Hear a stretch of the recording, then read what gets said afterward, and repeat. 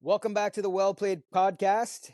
You got your boy Shady. I'm here with my boy Doody, and I am literally just coming off jet lag, dude. Like, jet lag is a serious thing, man. It's been 5 days. I've been sleeping all day, up all night. It's been an absolute disaster, like trying to get back into the swing of things, but I am back now. And yeah, I just wanted to say that I've been away in the tropics, enjoying some sun. How are As you, you Doody? should. I'm good. I'm freezing my ass off in this winter. Yeah, yeah. winter is here, dude. That it is. Winter is here. Shady. We haven't dropped an episode since the last. I think it was World Cup semifinals.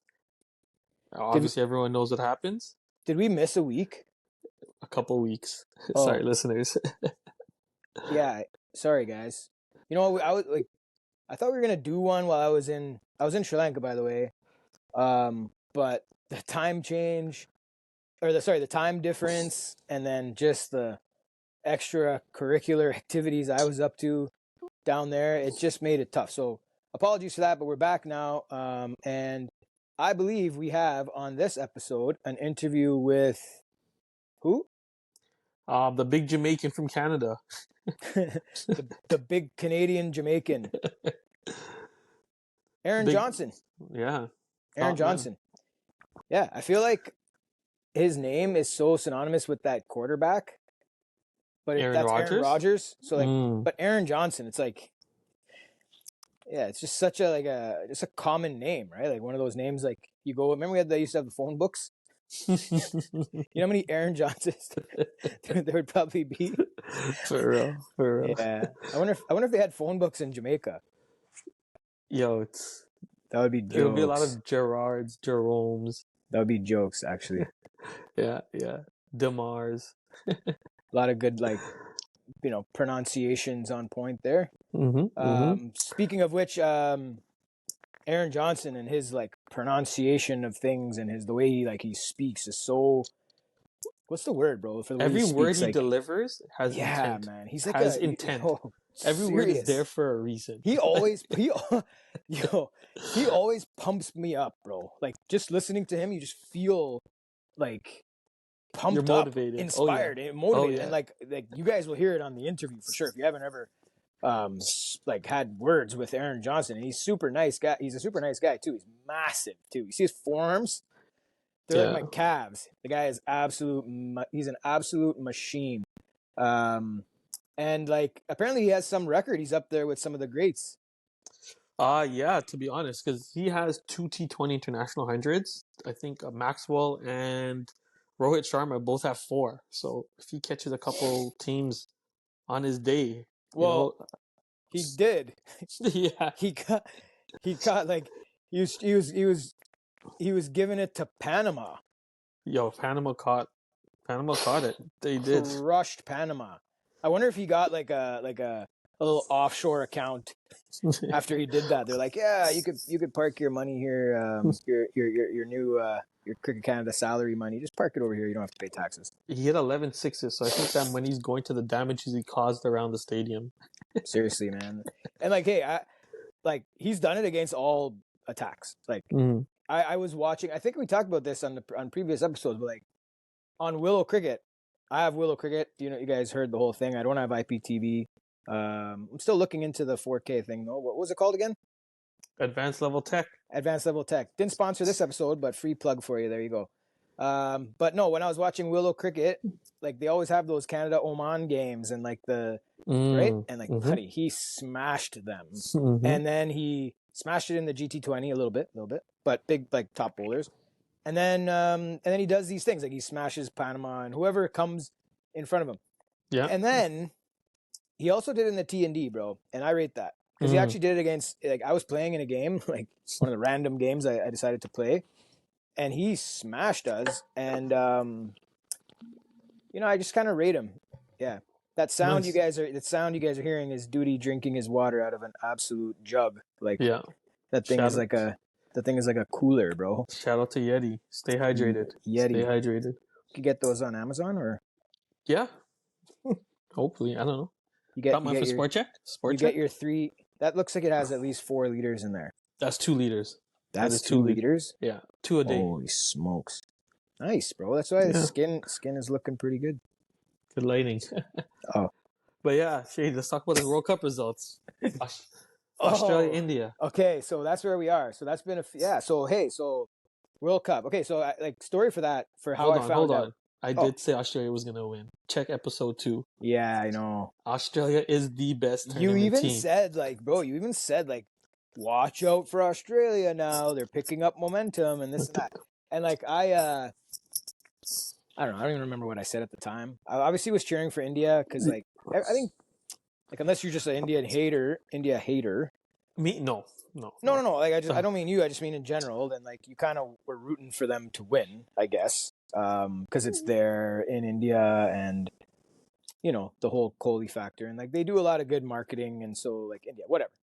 But like I'm not surprised Australia won at all because they're Mm. just winners. Like I think I said it before. It's like they're they're like winning or losing games and then just go and play golf, crushing beers, playing video games. Some of them just chirping, hanging out with the other teams. Like very laid back culture, but then because they do all the little one percenters right, like they're such a professional outfit for Hmm. so long. Like that's how they're brought up, right? So it's like you can go and do that, and like the culture, the Australian cricket culture, I think reigns supreme. If it wasn't already, it's now like that win, dude, is massive for like just the scope of where things were, where people are just like Australia is the best team. You know when Yeah. you don't you have like your white friends or like people who don't know cricket, Mm. and they're like, "Oh, you play cricket? Oh, who's the best team? Pakistan?"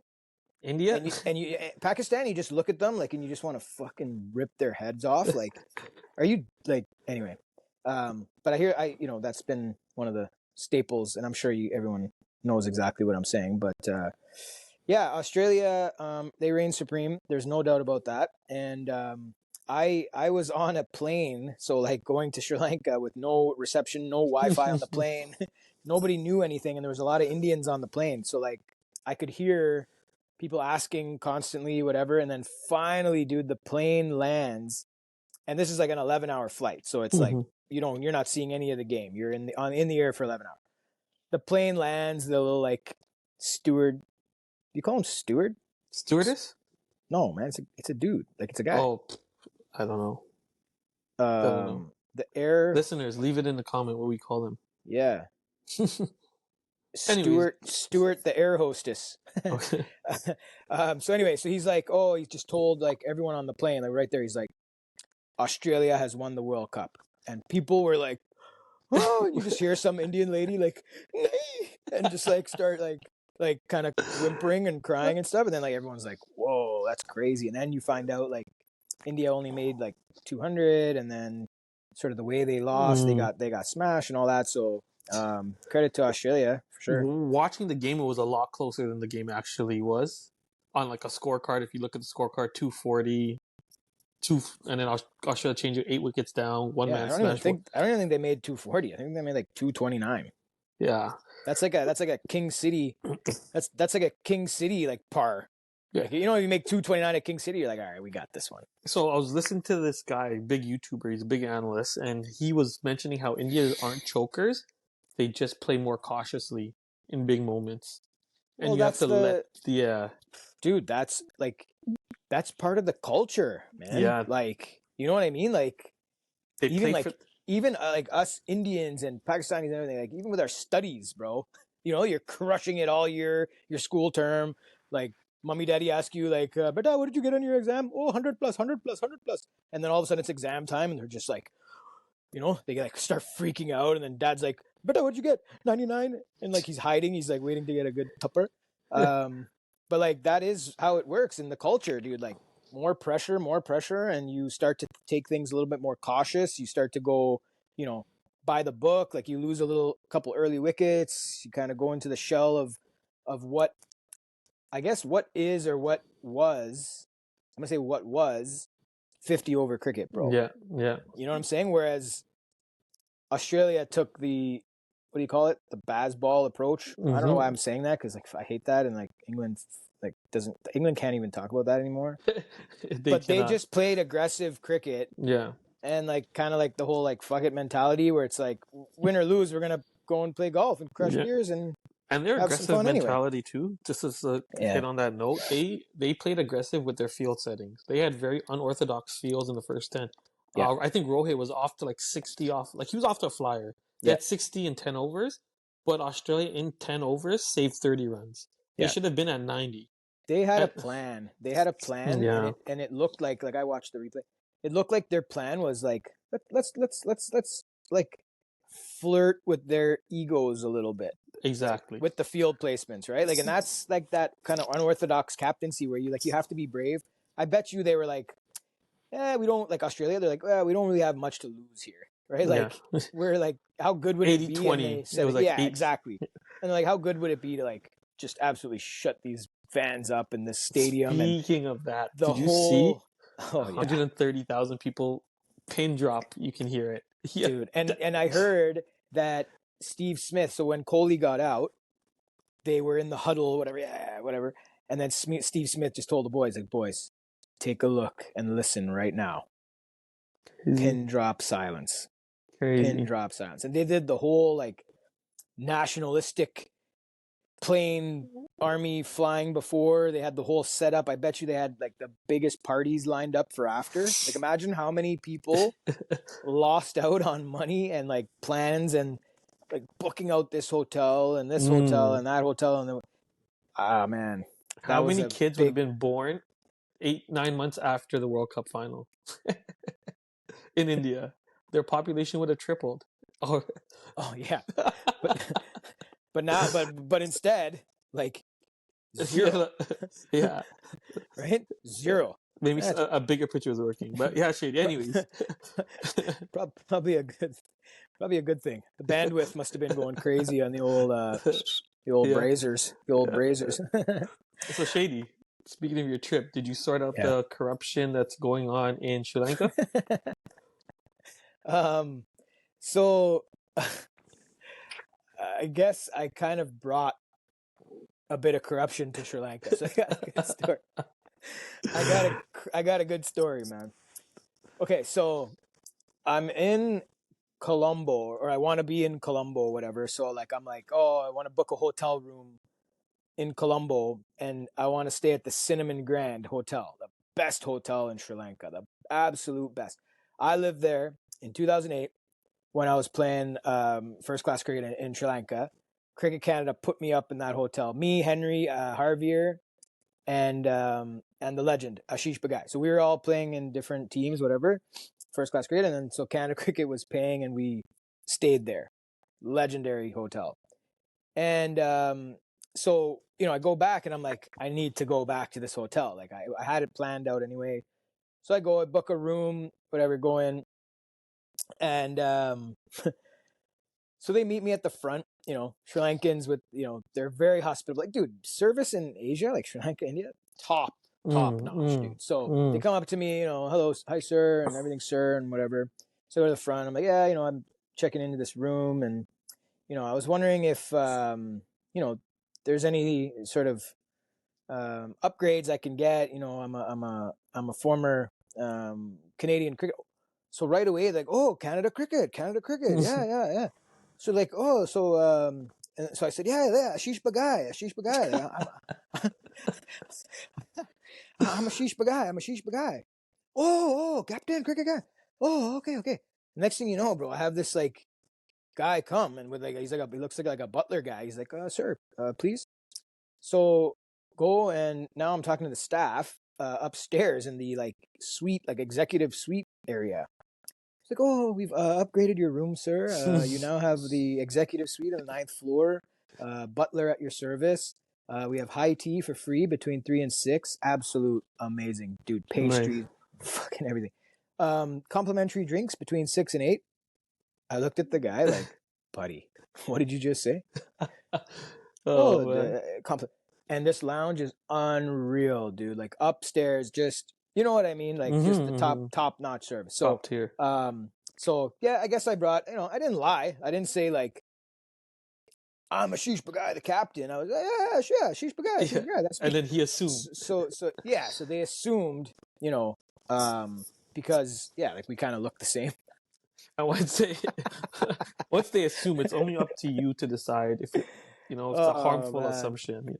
So it was absolute jokes. I called Ash the other day, just yesterday actually, and I told him the story. And first of all, when I called him, he answers the phone. He goes, "You must need something." That's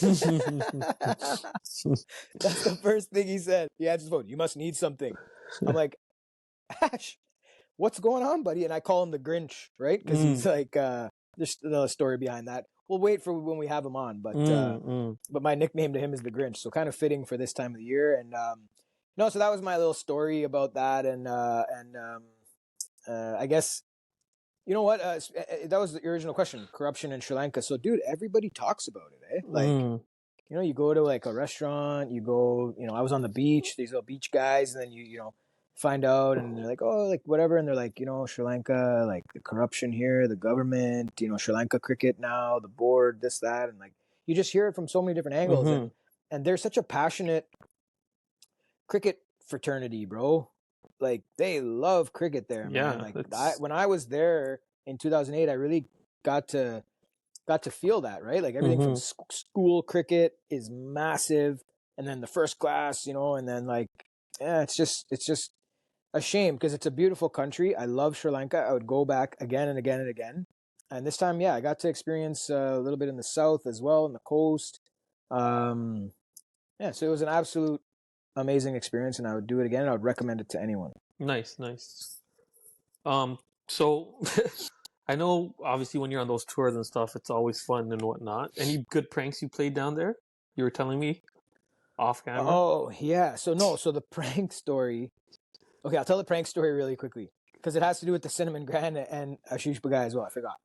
So this is in 2009. We're back in Sri Lanka, and now we're playing a quadrangular. So Canada, Sri Lanka A, Afghanistan, and Ireland. So cool. So we are all in one building. Like, so the Cinnamon Grand has two buildings adjacent, whatever. Like, it's a pretty big complex. So we're all in the rooms, whatever. And then, Mike Henry was our manager. And so, like, morning meetings, okay, guys, you wait for the call because you have to move rooms. You're moving to the other side. So it's all right, cool. And so, dude, we're waiting hours and hours. And I'm like, Ash, man, I'm so bored right now. Like, I'm gonna play a prank. So Guy has Bart Simpson moment. oh, buddy, yeah. So I used to, like, when I was young, man, at this time. So I used to be a prankster. So, dude, I started picking up the phone and calling all the rooms of the guys who were paired in the rooms. So, like, I would basically, guy would answer. I'd be like, hi, sir. This is Naroshini calling from the front desk. Sir, your room is ready. It's going to be room 705 in the other building. Okay, so come now. So, like, and I did it way better than that. Like, I was dialed in. Like, I'm Yo, on the that's spot. a great Sri Lankan accent. No, I was, so, Oh, like, that I was did it way great. better, bro. When I was there, I was dialed in. Anyways, so, and then all good. And then I called a bunch of the rooms, and then, okay, the guys start meeting in the hallway. Oh, okay, yep, we got the call, boys. It's time to start moving. So guys, dude, they start packing their bags, and like we're there for a pretty long tour, right? Guys are packing their bags. So I'm like, Ash, let's just go down to the lobby and just watch the whole thing, man. Guys start coming, right? Abdul Abdul Samad and his Uncle Birdie and Bird. his roommate Sunil Daniram first. Next, Umar Bhatti, Enril Sinde. Then you got Harveer. Then you got Kuram Chauhan, Rizwan Chima, all these guys. Dude, they're actually literally like going down. They got all their bags. They're wheeling them down themselves. They go down. Now they're straight going to the room that is on the other side of the building, right? So they're going straight to the rooms, up, whatever. Because I'm like, yep, rooms are ready, doors are open, whatever. So, dude, me and Ash are sitting in the cafe. These guys are walking by. Oh, you guys are not switching rooms yet? Yeah, we already switched rooms, man. We're just having a coffee. And buddy, everybody goes walks. Some of them were like knocking on the doors because they weren't Oh open, and then like no. people were answering the doors. Oh no. so, so it was fucking shambles, man. And then they all like started coming back down, and then going to the lobby and like giving them shit, like who made this call, whatever, this and that. And me and Ash were sitting, and I didn't want it. I told him, I'm like, don't start laughing, and don't like sell me out right now because some of the guys were Yeah, cheesed, yeah. bro.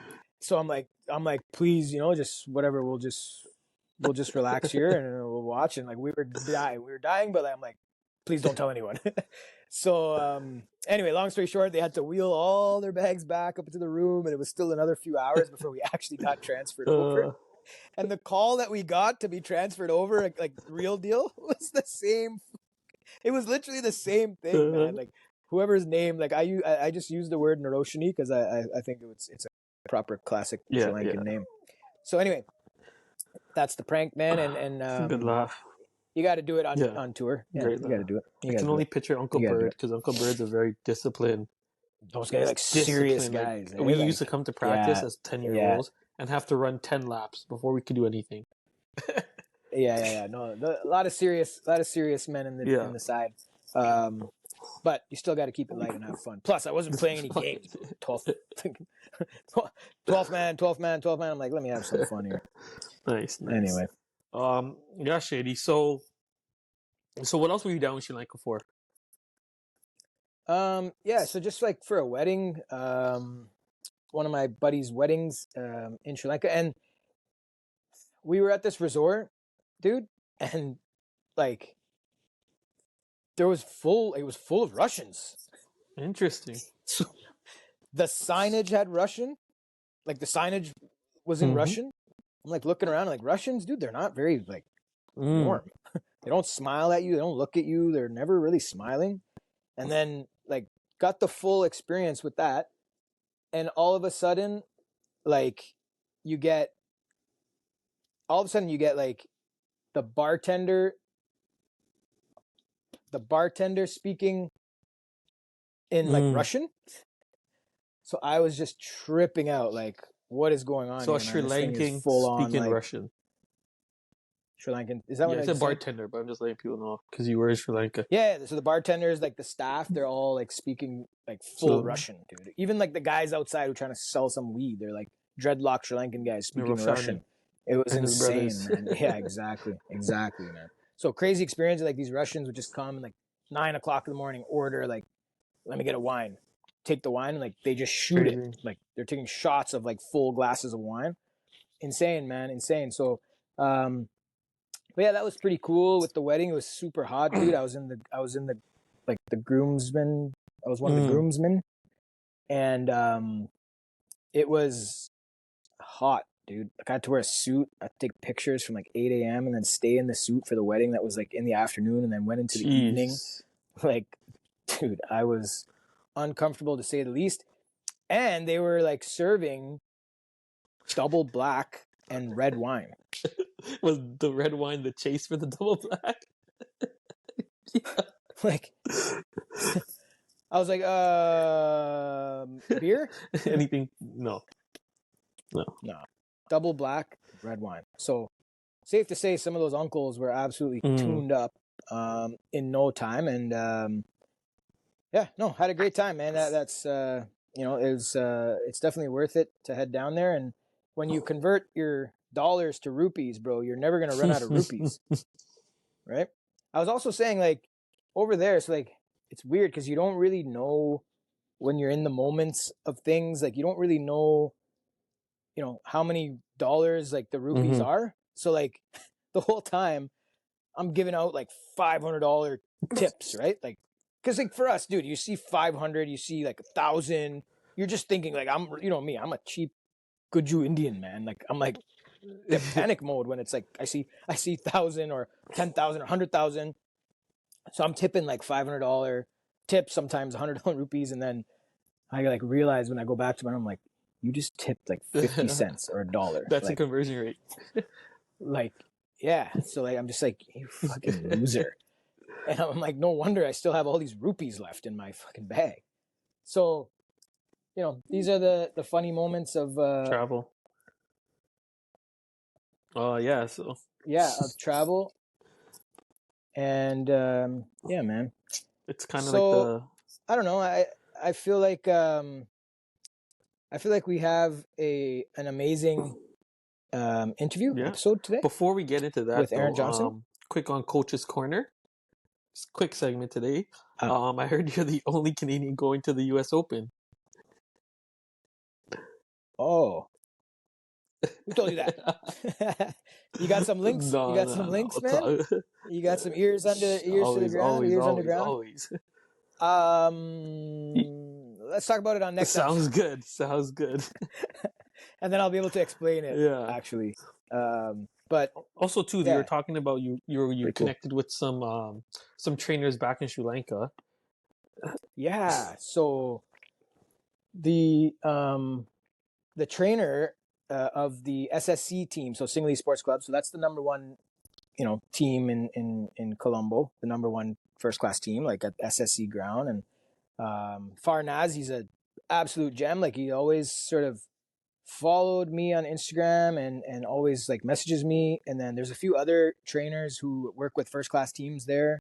They're always kind of dialed into the stuff that I post, and I haven't been doing that lately, but I still keep in touch with them and whatever, like from a humble place. Like a lot of these guys like bounce things off me and ask me for like advice or whatever. And so he just really wanted to come and meet me. Like he was really adamant that, I want to come and meet you and this and that. And I'm so glad that I met him, dude. I also gave him the Mm, treatment. I'm like, buddy, come up to the executive mm. lounge for high tea. The guy was crushing coconut waters, telling me, hey, bring me another coconut water, bring me another coconut water. And he just felt like he was living the dream there. So that was pretty cool. But no, like, I guess I didn't realize like they really look up to me in terms of the fitness trends and how I guess I go about my stuff with regards to the cricket specific style that I have and how much I sort of push into that and I'm able to explain that with to athletes and so on. I guess yeah, like so for me it's about being a specialist who can I guess articulate what I need to help the athlete sort of improve, whether it's in form and technique, fitness, relate it to sort of what they're trying to accomplish, whether it's power, speed, strength, whatever. So we actually chatted for like an hour and a half, man. He was really smart. He's doing his master's in SNC. He's done all these courses and all these things, and I guess I told him one thing, and this might be valuable to some of our listeners when it comes to this or just any sort of job or in the workforce in general. Like I just told him, you know what, like you're already a cut above in Sri Lanka in terms of being the top SNC guy. What's gonna take you to the next level, meaning like how you get to the IPL. Like these guys, their dream is to get to like the IPL or international cricket or whatever. And I just said, like, it's not just about the PhD and then all the courses and your certifications and working with this guy and posting this reel or this video about this athlete and this national player and whatever. I'm like, dude, you gotta also look to be a cut above in other areas. So like you always want to be like really well dressed. You always want to be really well spoken. You don't want to be shy. You always want to be out there like networking. Like, hi, my name is. Who are you? And not just talking about yourself. Asking other people, regardless of what status or stature they have. Like asking them about themselves and their careers. And that's how you kind of network. Like you're one of those kind of Yeah, guys, Duty. I always of rate that course, of about you. course. Always networking. That's how we kind of fell into this, I guess. 100%. And so that was kind of one of the bits of advice I gave him. In addition to a lot of the obviously the strength and conditioning stuff, more on the sports science side of things. But he's a legend. His name's Farnaz. He's a legend, and he came up and was really polite, man. A really really awesome guy. So I was happy and really humbled that he would come up and came up to see me, and then sort of told me about how a lot of the Sri Lankan cricketers and the trainers and stuff kind of really love my stuff or look up to me in some degree. So that was pretty cool, He man, for pumped your sure. tires, Shady. Well Yeah, no, I deserved, though. guess Well like I'm deserved. also 12 years Yeah, older than him, right? Like yeah, I've got a little bit more yeah, experience yeah. and whatever. But anyway, it was Awesome. nice, No, it's man. great. Yeah, it was nice. Great. It was Speaking nice. of Yeah, another yeah, yeah. No, legend, for sure. like we mentioned this a little bit earlier, our guest that's coming on our show, the big Yadman from BC. Um, he is 2 centuries away from tying Rohit Sharma and Glenn Maxwell. With the circuit that Canada has, Shady, I'm giving you 20, 10 to 1 odds. He ties them. How much you throwing in? Well, what's the next T20 international cricket that they have? World Cup? I believe they have some warm up games that may be like Ooh. Do those count in like this context I of don't know. being an I don't know international? the Cricket Canada circuit yet. I don't think Cricket Canada knows their circuit yet. But what Hmm. are you saying? Think we can have a Well, Canadian in the I record mean, books? I love Aaron Johnson. He loves me too. We're good buddies. He knows like I don't rate the Panama like hundreds and stuff like that. So I can't wait to see him in the Sounds good. Sounds good. and then I'll be able to explain it Yeah. actually. But Also, too, you were yeah, talking about you pretty cool. connected with some trainers back in Sri Lanka. Yeah. So the trainer of the SSC team, so Singley Sports Club. So that's the number one team in Colombo, the number one first class team, like at SSC ground. And Farnaz, he's a absolute gem. Like he always sort of followed me on Instagram and always like messages me. And then there's a few other trainers who work with first class teams there. They're always kind of dialed into the stuff that I post, and I haven't been doing that lately, but I still keep in touch with them and whatever, like from a humble place. Like a lot of these guys like bounce things off me and ask me for like advice or whatever. And so he just really wanted to come and meet me. Like he was really adamant that, I want to come and meet you and this and that. And I'm so glad that I met him, dude. I also gave him the Mm, treatment. I'm like, buddy, come up to the executive mm. lounge for high tea. The guy was crushing coconut waters, telling me, hey, bring me another coconut water, bring me another coconut water. And he just felt like he was living the dream there.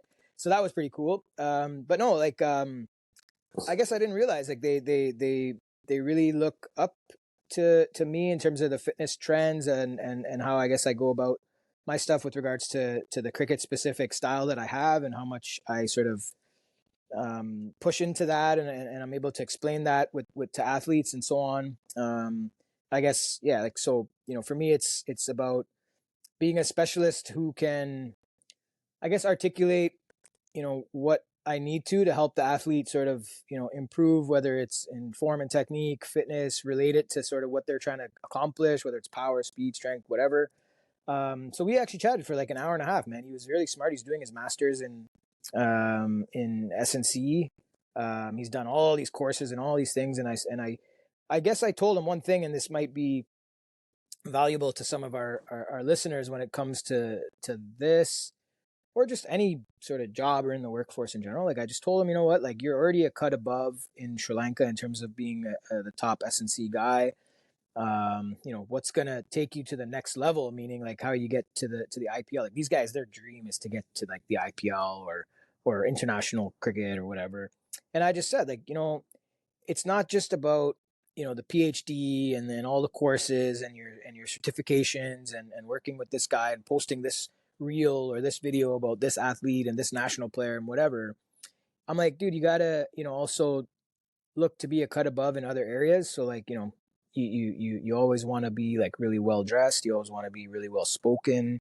You don't want to be shy. You always want to be out there like networking. Like, hi, my name is who are you, and not just talking about yourself, asking other people, regardless of what status or stature they have. Like asking them about themselves and their careers, and that's how you kind of network. Like you're one of those kind of guys, Yeah, Duty. I always rate that of about you. course. Always networking. That's how we kind of fell into this, I 100%. guess. And so that was kind of one of the bits of advice I gave him. In addition to a lot of the obviously the strength and conditioning stuff, more on the sports science side of things. But he's a legend.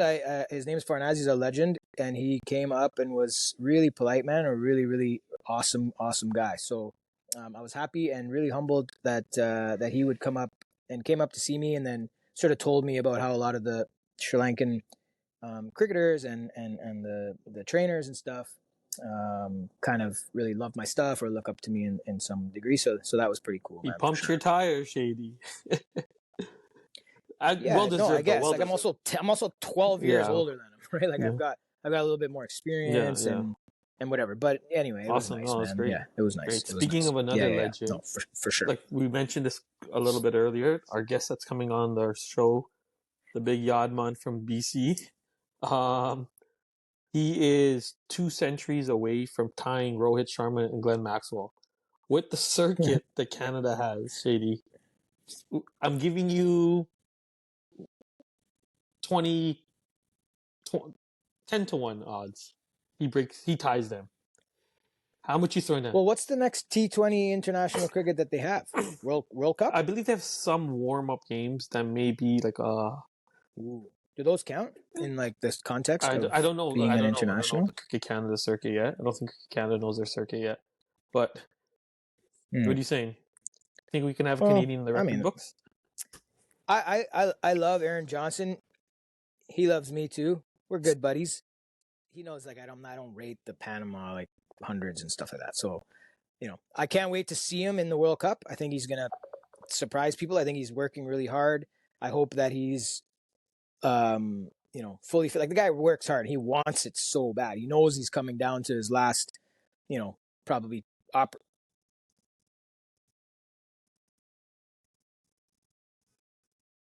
Yeah, no, I was just saying that, he's probably coming down to his last sort of, you know, 4 years or whatever. So that World Cup may be his last opportunity. Who knows if Canada's even going to make it again? And so I'm just looking forward to seeing him, bat and open the batting against some really, really top class bowling in a country. West Indies is not a country, so I'm not sure how to like say it, but in the West Indies where he's kind of from, Jamaica obviously he's from. But it must be really special for him. Um, and I think that not just him, like for a lot of the guys, we've talked about it, a lot of the Canadian players, it's going to be really special to play in a World Cup. The pressure is probably not as high for them in the World Cup as it is for this upcoming ODI circuit. Circuit. Oh, So, for sure. That yeah, is the big yeah. one. And that comes up soon, and that will be really, really cool and really interesting. And I love the fact that now we can watch all these things online and stream this stuff. And I'm so happy for all the boys in the national setup that they have this opportunity. We all see them working hard. They have got a good setup, and I think I wish them all the best. And Aaron Johnson talks a lot about the ODI stuff coming up on this interview. He talks a lot about the journey of coming up in Canadian cricket, and then obviously his journey of how he came up. And he's got some really cool stories. The way he speaks, like we said in the beginning, is like just like Intent. Every yeah, word. yeah, yeah. I love the Yeah. pronunciation, man. He reminds me of like one of those firm like Jamaican school teachers.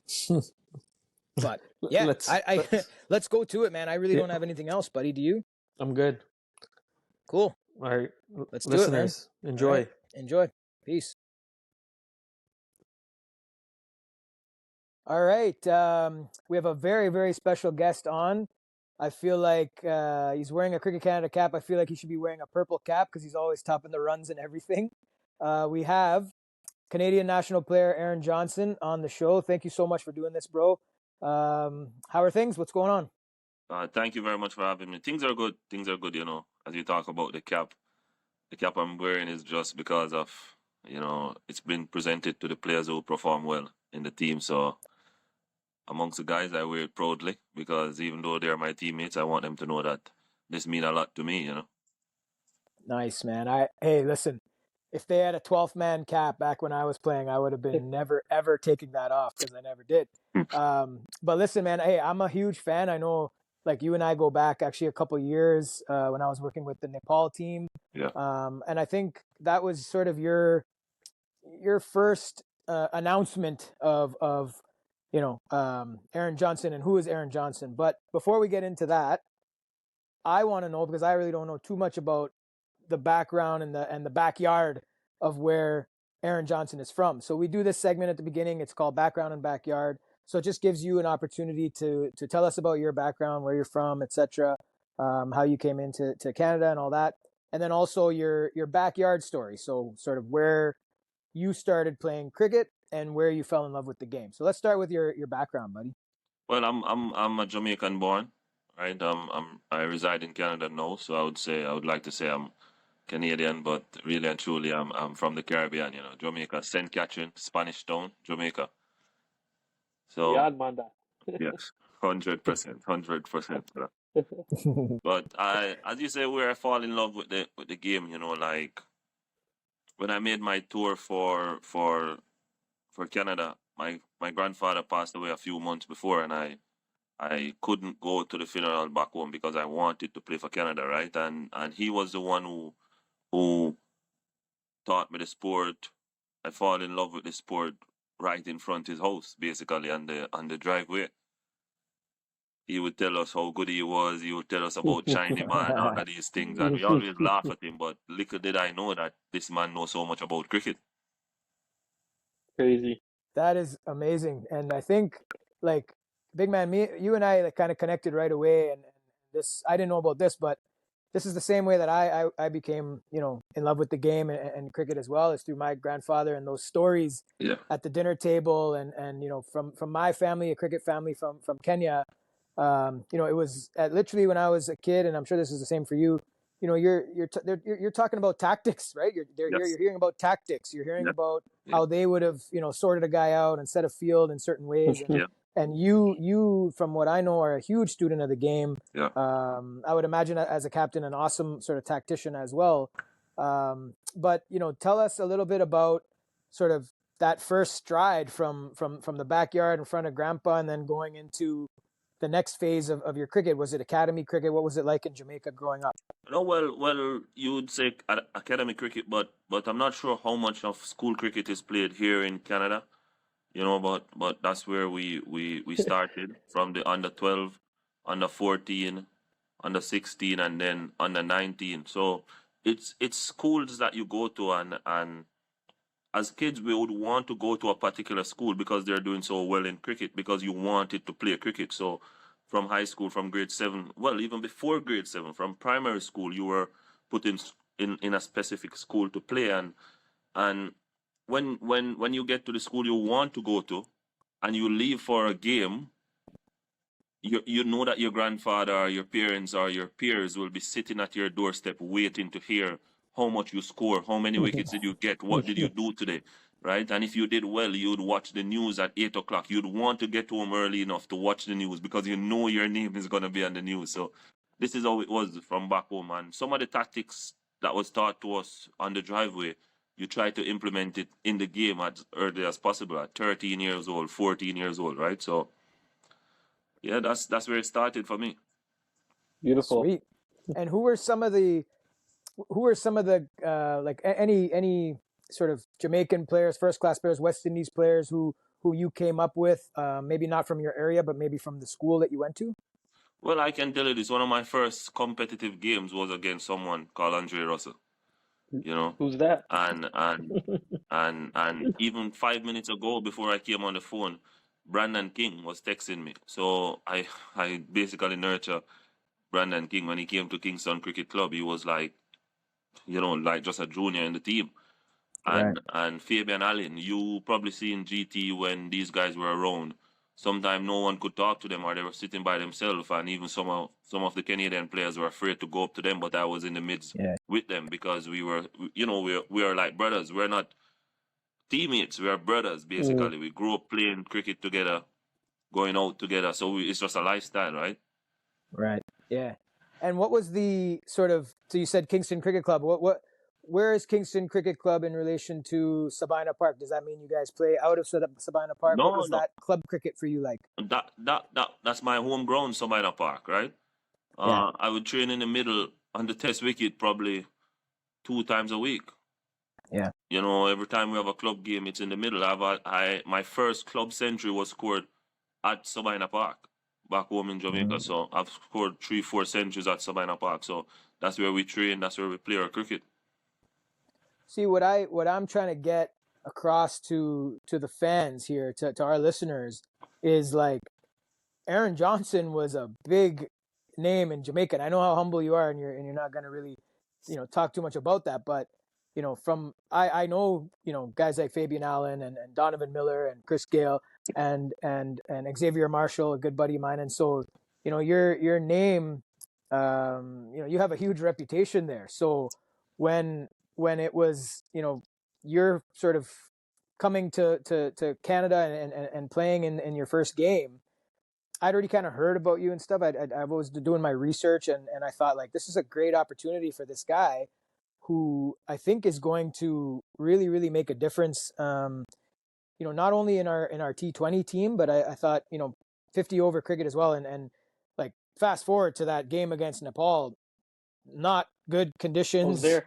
Everyone kind of I was there. Yeah. yeah, like not not good conditions. Just kind of what's happening here, and like I just remember watching you. I was sitting with Coach Pubudu at the time; he was coach of Nepal, and I just remember kind of talking to him, and him looking at me and just going like, "Man, this guy is the business." And so, what made you sort of leave Jamaica, come to Canada?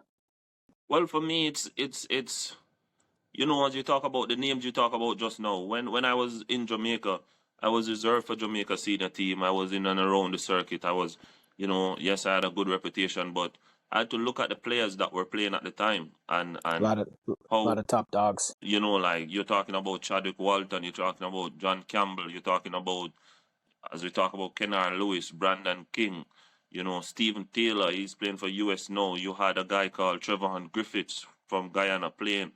You had the wicketkeeper batsman now for what's his name, Devon Thomas. You had a lot of top order batsmen, right? And Yeah. Shakaya Thomas. You had so much good cricketers, Jermaine Blackwood. So when you look at the team and we're same age and they were performing well, so when you think, do you want to sit around and get 4 or 5 games and then you're bouncing around, and I decided going to Canada. I came to Canada as semi-professional, right? And when I played my first season, I did well. So I'm thinking I got a scholarship to go to a school in Alberta. So I'm like, this could be my opportunity, right? So, so I took it. I knew that I wanted to play for Canada, and that was my goal. Few niggles here and there, it would be difficult, but I hold my head down and I work very hard. I know performance would do the job for me, and I just did that. Yeah, I mean, I'd say that you've done decent. Doody, can you just talk to us about That last game. like some of the stats? No, not even the last game, just some of the stats, like Aaron's stats. Like I know that you are, and this is huge. Like you're the first player to 500 runs, international runs, fastest player to 500 international T20 runs. Is that right? 574. That's what the He's stats at say. 574. That's what the stats say.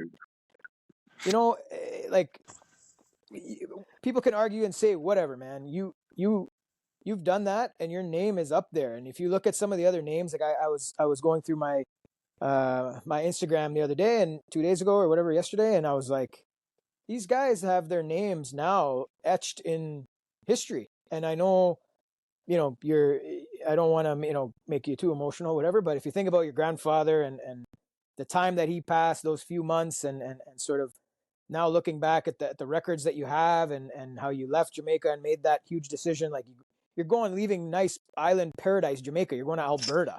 Yeah. Like that's a huge move, dude. That's a huge, like I'm trying to figure out how to get to the Caribbean here, and when you guys are coming out here. So you know what, like huge respect for that, man. And just talk us through sort of your success for Canada and all the cricket that you're playing. Just talk to us a little bit about your success. And I know you mentioned hard work, but can you elaborate a little bit more on what you think it's been for Aaron Johnson and Before why you you've been start, so AJ. successful? Before you start, AJ, I have those stats for Yeah. you off Oh. Cricket Info. Yeah, 100%. Oh, tell us. So 574 runs, average of 63, with a modest strike rate of 174. He's not doing bad. He's not doing bad. You're crueling them. You're crueling them. As you said that last night, I was speaking to one of my teammates, and I say, it's like they're telling me the stats, and I'm like, I don't check my stats, and they're like, one of them give me a look like this, like I'm lying, but I really don't check my stats very often. Probably after the tournament, it's like. And I can elaborate on that just for the listeners. Like AJ is an old school, and you're a little bit younger than me, but you're an old school cat. When I messaged him today about doing this interview, he's like, "Man, I don't have an iPhone. I don't know what's going on here and everything." And I just love that because that is so shady, man, to the fucking tilts. And so yeah, he's not. I know you're not an online stats guy. Like back in the day, we had to go home to be able to tell our parents our stats. Like, and classic me, like I'd make a little 7. I'd make a little 7. I'd go home and tell my dad, I'm a little 19. Yeah. You know what I'm saying? I was close to 20. It wasn't 20. I'm not pushing it, but I'm just there. But really and truly, I made 7. Yeah. And I was terrible. I was terrible. Best 12th man in Canadian cricket history, though. But like this is what I keep telling my teammates. Like even one player last night we had a chat and I said to him, I said, "Yo, you're a very talented player, but I say I want you to be more tough." And as you talk about old school, that's the thing. Like Yeah. being on the cricket field, it doesn't mean you have to be disrespectful. It means you have to be aggressive. Cricket is all aggression, all toughness. It can't be I'm waiting to run to check my phone to see where my average is today. Like if you're good enough, you don't need to check your average. If you're good enough, you don't need to check what you're doing. You are doing well enough. You know? Mm-hmm. So Yeah. and that's what I keep telling them. I'm trying to get that culture amongst the people I play with, even if it's club cricket. Because as you talk about what has it been for me, I played 8 seasons of semi-professional cricket in England. I've been away from my family for 8 years consistently, right? And going away, meeting different teams, playing in different clubs, and just learning my craft. And sometimes, I score 100. I remember one game I score 100 and my team lose, and the old folks at the club, they look at me and say, "You lost the game." And the Proper reason why cricket. I lost the game is because I Yeah, didn't come yeah, not yeah. out. Yeah. It's simple as that. It's Yeah. as simple Facts. as that. So you have to learn to be tough on yourself, and then that's when everything else will fall in place. Yeah, I listen. I'm a huge advocate of that. I think that's the huge, big difference is that old school cricket, sort of that English vibe where they're really looking at, well, you made 100, we lost the game, you should have came not out. Yeah. I'm guessing you probably played a shit shot, and that's what they would hate, right? Is you Yes. trying to Yeah. go for glory and Yeah. playing big shots when all you need is Just sort of two or three simple. runs and over to win the Simple. game, right? Yeah. And Yeah. that is the difference, and I think that mindset is something that for me, especially now as a coach within Canada and the systems here, I think mindset is a huge aspect where we're lacking. I would say sort of mindset and obviously fitness levels. Yes. And Yes. so, taking you into sort of the next phase of this is, Aaron Johnson as a how old are you now, man? 32. Aaron Johnson as a 32-year-old, sort of where do you see your goals? What are your goals over the next 2 years, right? Where do you kind of see your 32, 34? I'd say you're pushing it. You probably have 4 or 5 years of international cricket left, but Yeah. maybe you don't. Maybe you're like, hey man, I have different plans. I'm going back to Jamaica. It could be anything. What is your plan for the next 2 years? Well, my plan, Shady, is to get as fit as possible, right? And then once I get fit, then I'm pretty sure the love that I have for the game, it will never leave, right? But when you get a bit frustrated is when you can't do what you want to do based on fitness, Oh, right? tell me And about it. and if I keep myself fit or get a bit fitter than I am now, then I'm pretty sure, yes, I might have 5 years. But if I don't, getting up every morning in pain, you're Mhm. gonna want to give up, right? And not giving up Yeah. because you want to give up the game, but just give up because it's just too much pain. I met you a few years ago, as you say, and I'm pretty sure from them time until now I've looked much fitter. I've done a lot of work. I've lost a lot of weight, but with us regaining the ODI status, it will give, not only me but cricketers in general in Canada a bigger purpose to want to play for Canada, right?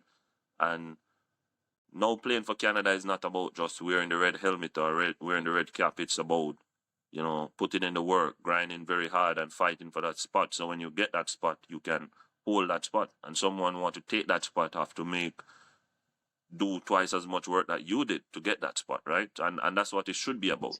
Great. Absolutely. And like we're listening to Canada's top run scorer, a guy who's looks like he's scoring runs for National. fun and hundreds for fun, and talking about how, yeah, like just talking about how he's not, he's not to his standard. He's not fully fit. There's a lot of room for improvement. There's a lot of work to be done. Just in terms of hearing that as a listener, as a Cricket Canada fan, or as a cricketer yourself, that's where it lies. And I think that's just great stuff to hear from you, big man.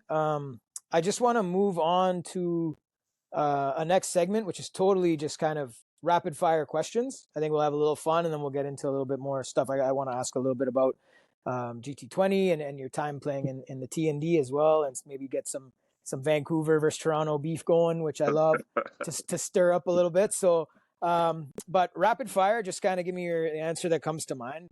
Yeah. What is your favorite cricket format? I have to say T20. No kidding.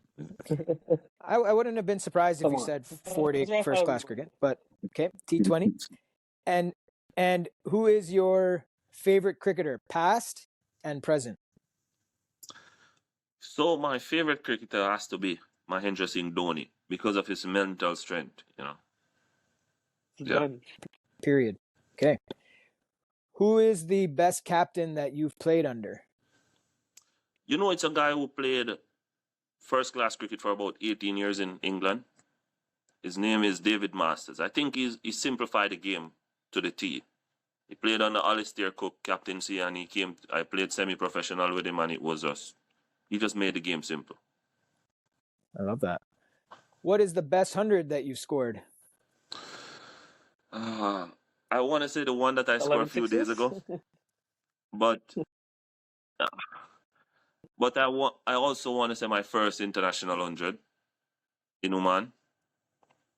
I love that one. That one meant a lot to me. That was my favorite one too. Yeah. Just knowing your journey and yes. All the chats we had before that. Yeah. Yeah. All right. Funniest teammate you've ever had, and who is the funniest teammate you've ever had?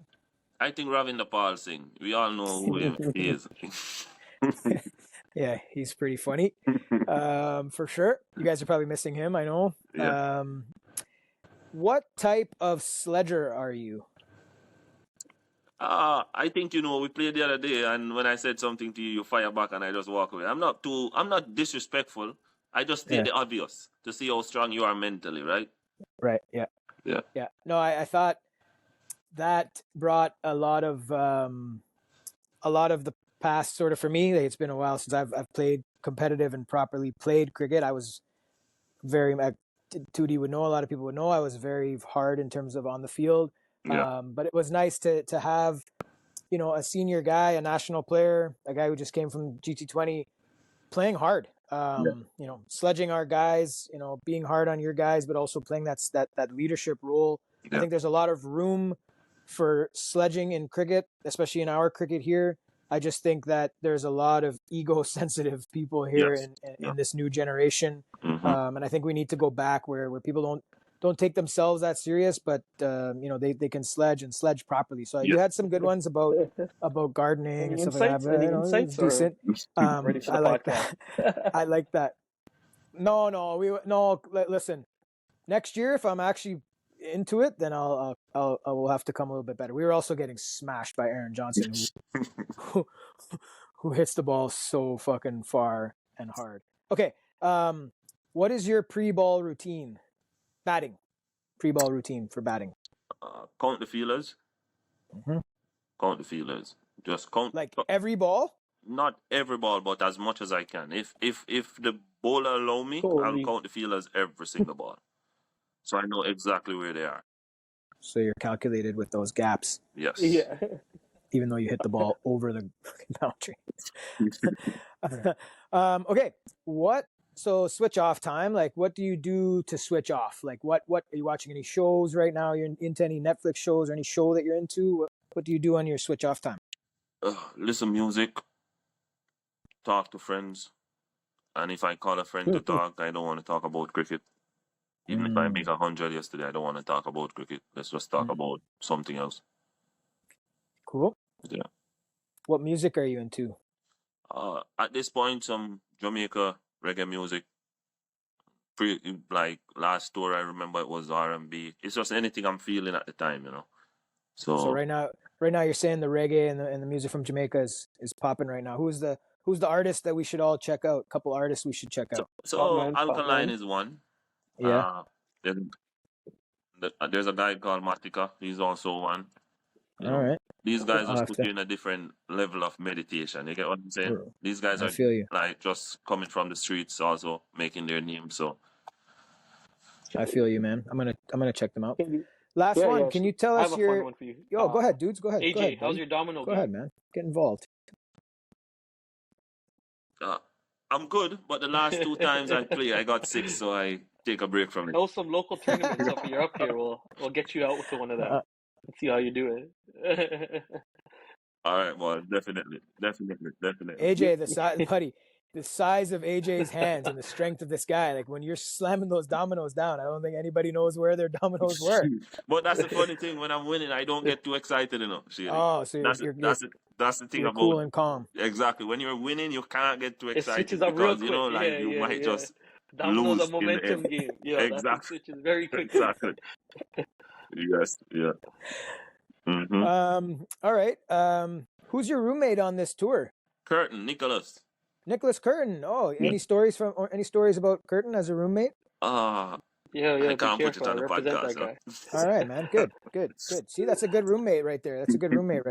Yeah. All right.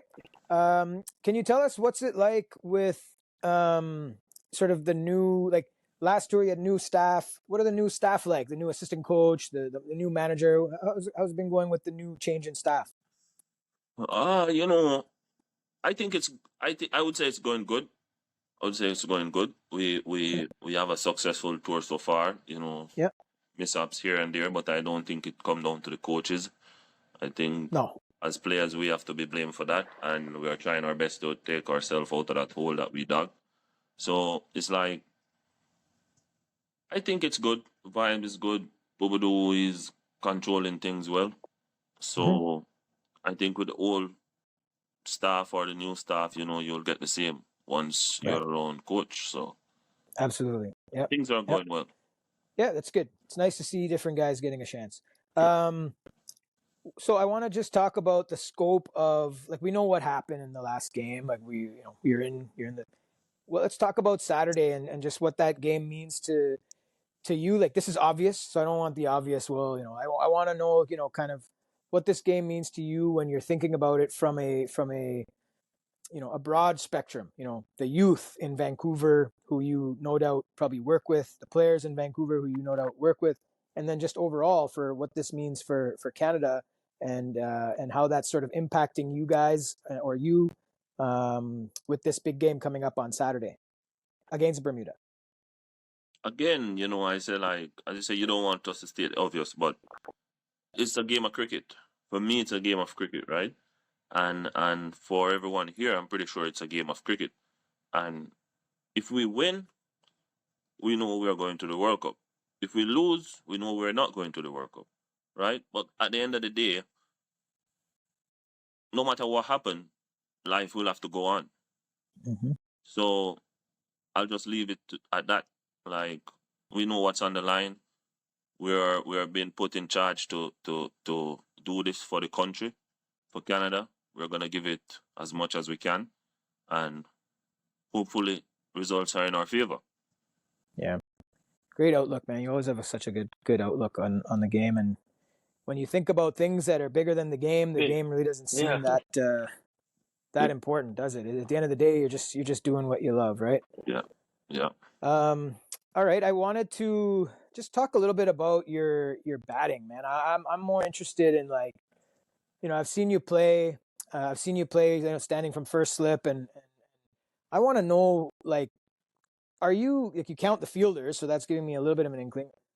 Are you a guy who's kind of predetermining shots? Are you sort of sizing up bowlers, if you will, or are you a guy who just kind of sees the ball and hits the ball? Like, I know that's kind of not easy to talk about, but think about it a bit and kind of just elaborate on what makes, because you're obviously an amazing striker of the ball. You're really strong, but you also play all around the ground. It's not like you're just going to cow corner, right? Like you're playing straight, you're hooking, you're pulling, you're playing inside out, you're cutting hard, back foot through extra cover. So, tell us what it is about your game, if there's anything.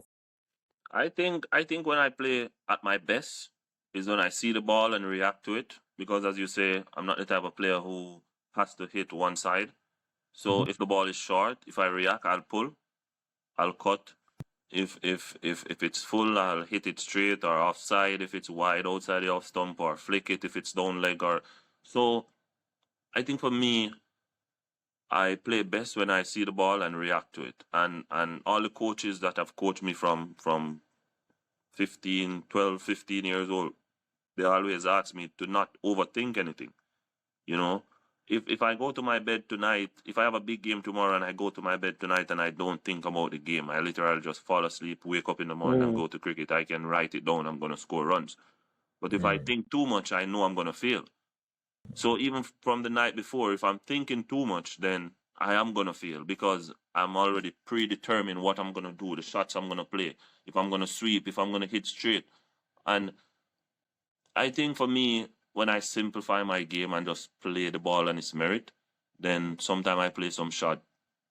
I myself can't believe that I play those shots, you know. So, and again, it's as you say, how humble I am. I try to be humble because I know what I do is just natural. So it's given to me, right? It's not me going out there working extra hard for it. It was given to me to hit the ball as hard as I do. So Right.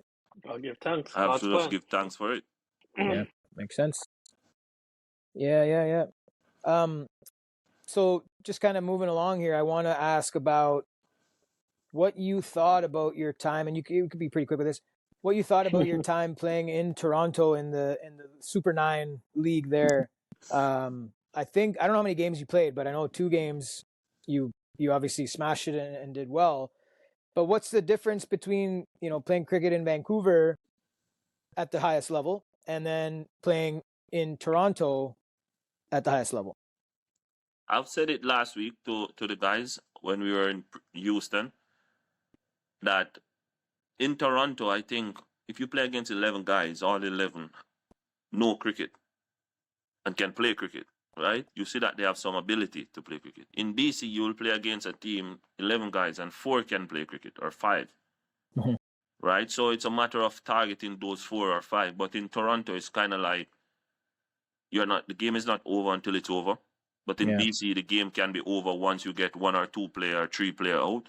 But it's also unmatching in BC. So even the players who aren't that good can hit you for runs, or a bowler who is Right. nothing can give you a bumper, like Yeah. bowl at certain speed that they would never get the result on a turf. But again, as I say, I think there's better cricketers. But if the facility improves in BC, then we probably produce more cricketers. Some serious talent we have in BC also. I'm pretty sure you all know this, but in Toronto, it's just a bigger pool of cricketers to pick from. More volume. More Yes. volume. Yeah. Cool.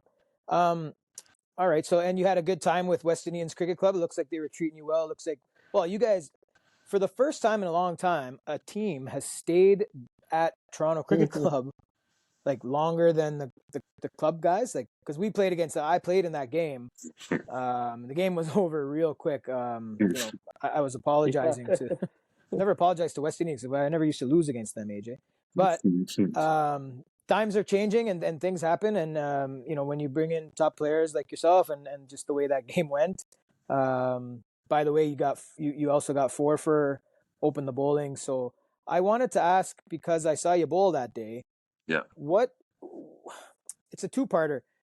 You obviously bowl in practice. Is it something that you just kind of joke around and do? Is it something that you take serious? Or have you mentioned to Coach Pubudu or Saad that you are available if need be, to put in some overs? That's one. And then the second part is, like, do you bat in practice and approach your practice the same way as you do your batting in the games? Like, do you practice the way you play, or do you have a different routine? Again, for me, I'll start with my batting. When I'm in practice, I try to just get a start, practice how to start my innings, right? Again, hitting big, I really don't have to practice that, even though I can still improve on that. But I know once I get in, I'll be able to clear the field. So that's my biggest thing, facing that 25, 30 balls without giving a chance in practice. Look how to rotate the strike, get my singles. So those simple stuff. The big hitting will come naturally, right? Mm-hmm. And also with the bowling, I would love to bowl because it will look better on my CV. But again, if I'm the type of player, I wait my turn, right? Right. And I'm pretty sure they know I bowl. Everyone know Yeah. I bowl in some practice People see my results, whether I bowl in BC or in Toronto, and it's just a matter of waiting to get your chance, right? Yeah. No, you definitely had a little Drift. drift going Jamie, on did he there get you? with the new ball. So I'm pretty sure you could be effective in certain conditions. No, buddy, I don't even remember what happened to me. Oh, I Get bored. got bowled. Yeah, I got bowled. Yeah. Oh, Yeah. In typical Toronto style, we were 20 for 4, and I just went in there and didn't know what I was doing. So cool. Let's talk quickly just about the GT20 experience. You had a pretty good setup, like a pretty cool staff and pretty cool setup that you were in with being on basically on Team New Zealand. But no, you played for the Brampton Wolves. What was that like? You like you always do, bro. You announced yourself on the first game with a scintillating 50 odd. Tell us about GT20, man. Again, I'll say it's a good thing for cricket in Canada. It's a great thing for cricket in Canada, right? And if we handle it right or do the right thing, I'm pretty sure that it will help to develop cricket and cricketers in Canada and bring light to what's in Canada and what can come out of Canada, right? And for me personally, it's a great experience. As you say, I had a very good innings the first game and I had a good innings the last game. But not only the innings that I had, but it was opportunity for me to rub shoulders, as you said, with people like Russell again and Tim Saudi. You have Chris Gale that was there. You have so many great players, Shaib Malik, all of these guys, Shahid Afridi. Even if some of these guys are older, but just to be on the same cricket field with them, Yeah. and it give you a perspective of what you need to do as a professional cricketer, how you take care of yourself, right? The way you eat. Some of these guys, they have played for 15, 20 years. How, if you want a 5 to 10 year career, what you need to do, how you need to take care of yourself first, and how you handle certain situations. So it brings that level of professionalism to your life and how you should go about the game. And I think that more than playing with them, this is some of the experience the senior Canadian players need to take away and then bring it in club cricket. And then that will help cricket in Canada overall. Yeah. No, it was not ironic that, in the gym at the GT20 hotel, you saw I was there a lot, Yeah, that the guys who were coming in and using the gym were the guys who were a little bit older. yeah, Your Ben Cuttings, yeah, Shahid Afridi, yeah, Colin Monroe, some guys you wouldn't think train, right? Carlos Brathwaite, Sherfain Rutherford was in there. yeah, And then obviously the Vancouver Knights guys, Fakhar Zaman, Rizwan, yeah, just all the professional guys, came in, had their little rehab routine and their own yeah, routine. So it was interesting for me to see that, because it's the guys who are a little bit older who understand the importance of all that, yeah, who were in there like yourself. yeah, And I remember you just trying to get better, with doing little things, like any little thing that you can do to get better, to help with certain things. You're going to give yourself every advantage yeah. by doing that, AJ. man. Not to cut Yeah, you, AJ. I I was on Quick Info looking I up guess the GT20 yeah, stats right now, dudes, go ahead, and you're man. currently the most viewed Canadian player. So that's a big thing to toot your horn to. Yeah. Although you're very humble, you're currently the most viewed Canadian player. Jeez, eh? I again, I really appreciate that, and people, I am very humble. I can tell you that because I know the background I'm from, and I make a very conscious effort to remain that way, right? And a lot of people wouldn't understand how important it is to behave that way. Even some of my teammates or some people I play cricket with, I tell them like, because no matter what you do, people will see you, right? Yeah. So the more humble you are as a person, it's less bad things people will say about you. And we all know this. When people speak positive things about you, positive things AJ, happen. you're writing a book soon. Make sense? You gotta So write a if you book soon. eliminate the bad things Put that these down people with say, some scriptures. say that again. No, trust me, trust me. It's something I'm thinking about, and it's just if I do write a book, it will be about my life, and it's trust me, it will be a lot of people wouldn't understand half the stuff I've been through to be where I am at this point. Love it. Love But it. I'm still not where I want to be yet. Yeah, I'd love to Oh hear. man, AJ, just like how do we keep you on here? Wait, I know you got to go. But how do we keep you on the pod? You know what? We're gonna have to get him back on. We're gonna have to get you back on because like you played 8 years in England. There's got to be some good dressing room stories, and I know we're just kind of starting out this podcast and trying to get some of the cricketers on, and it's the first time, but we'd love to have you back on again. Good luck, like best of luck in this game coming up on Saturday. Thank Best you, of thank you. luck, in the ODIs, and you know me, I'm one of your biggest fans, bro, and I only Good wish luck, you AJ. nothing but success, man. Blessings, blessings, brother. Yes, sir. You Thank you, got thank you. anything that you want to say to the listeners, bro? Well, I'll say to you, Shady. You know, from I met you, it's always positive energy. You get what I'm saying to you? Always For sure, positive, bro. and you know, sometimes things might not go the way we want it to go, but remember, just be positive. Being positive is Always. the best way. You know, and think about leaving a legacy, and I'm pretty sure that's what you're thinking about when you talk about how fit we need to be as cricketers. And yes, some people might look at it, oh, Shady's pushing himself or his brand or what he does, but at the end of the day, someone has to do it. Someone has to tell these people how important fitness is. You get what I'm saying to you? And 100%, man. and if you are the man to do it, do it. Don't care what people want to think. Don't care what people want to say because it's the right thing. So, and I wish you all the best for this Appreciate it. podcast, and I'll be back on it once you want me to be. Appreciate it. Buddy, amazing, man. Thank you so much, man. Appreciate it. Blessed. All right, big man. Later. Take care.